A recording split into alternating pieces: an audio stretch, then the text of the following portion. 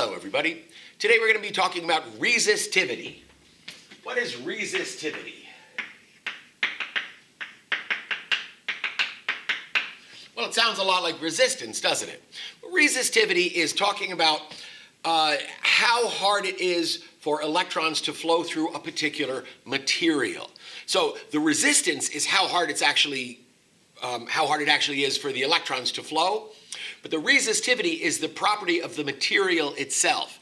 Now, if you make a material, we're talking about a conductor here, so a wire essentially. If you make a wire thicker, that will offer, no matter what the material is, it will offer less resistance. If you make the wire longer, no matter what the material, it will make the wire more resistive. But the resistivity is the concept of how challenging it is for the electrons to pass through a particular substance. So the formula for resistivity, as it appears in your reference tables, is that the resistance, the overall resistance which you calculate, well, let's first look at it. Well, it's going to be proportional to what? If I make the area, the cross-sectional area of a wire larger, just like with a garden hose, if you make a garden hose smaller and smaller and smaller, it becomes more resistive. If you make it larger, it becomes less resistive. A wire is the same way. The thicker the wire, the less it resists flow. So when we talk about proportionality, resistance, is it going to be directly proportional to the size of the wire? That would mean if the wire gets bigger, resistance goes up. Well, no, it's the exact opposite of that. So it's inversely proportional to the cross-sectional area.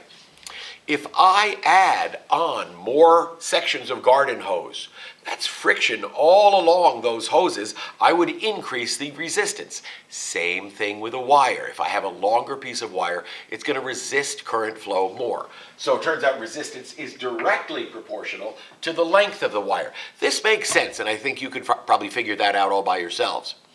The other thing we have to add in here to get rid of the proportionality and turn it into an equal sign is the material itself.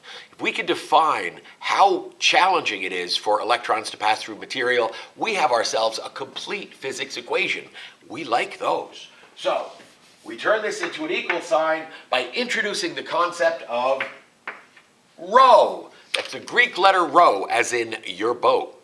So resistance, the overall resistance of a wire, can be calculated by rho L over A. If you look in your reference tables, you will see a little chart down here that says resistivities at 20 degrees Celsius. Why are they saying at 20 degrees Celsius? Remember, Ohm's law is not exactly a law because it depends on the temperature. As you heat a substance up, it becomes more and more resistive. So we have to measure the resistance at a particular temperature to talk about it. So what's a good temperature? Room temperature, 20 degrees Celsius. So when we talk resistivity, it's always at 20 degrees Celsius, which makes sense. So we have a variety of different materials right on your reference tables, and of course the resistivity of any other possible conductor has been measured and would be in some other physics tables. What you need to know, though, is the ones here, or you need to be able to just look them up. So that's the idea of resistivity. Let's look at a resistivity problem, shall we? Why don't we just calculate the resistance and use the formula as is first, and then we'll get to a more challenging one. And of course, the more challenging ones are so much more fun. So let's make up some numbers and see what the resistance would be of a particular substance. Okay, a 7-meter long copper wire of area 2.6 times 10 to the minus 6 square meters. Area would be measured in square meters.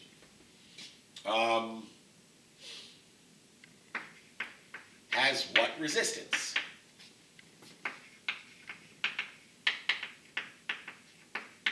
So this should be a pretty straightforward, just substitute problem. So as always, we list the givens and do the data extraction. Don't cheese on this step, you need this.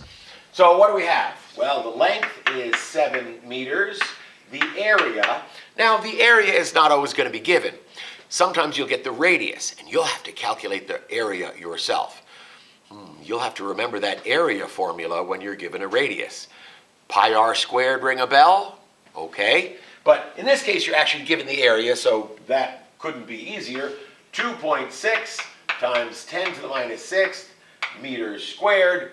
Copper, well, we need to know what the rho of copper is. So if we look that up, copper is 1.72 times 10 to the minus 8th ohm meters. So the units of resistivity are ohm meters. And that you'll see, will work out all the units.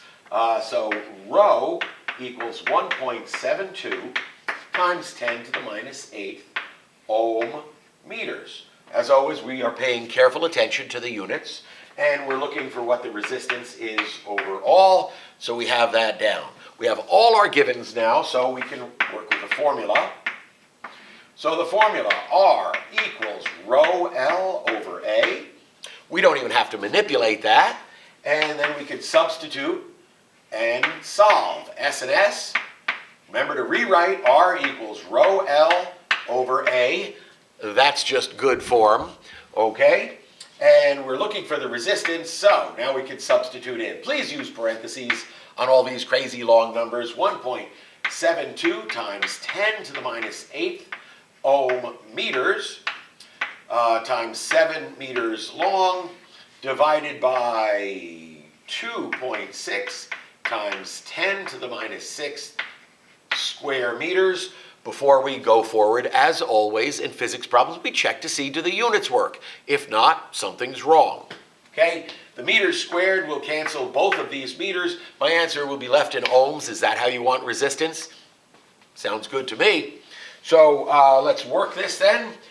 1.72, enter exponent E key, and that's times 10 to the negative 8th times 7 divided by 2.6 EE6 minus gives us a resistance of 4.6 times 10 to the minus 2 ohms. Is that very resistive? Not at all. Should a wire be very resistive? Not at all. So that's how you'd solve that particular problem. Nice and easy, right? So in the next one, we'll do a resistivity problem where it's a little bit more challenging, all right? So stay tuned for that one. Thanks.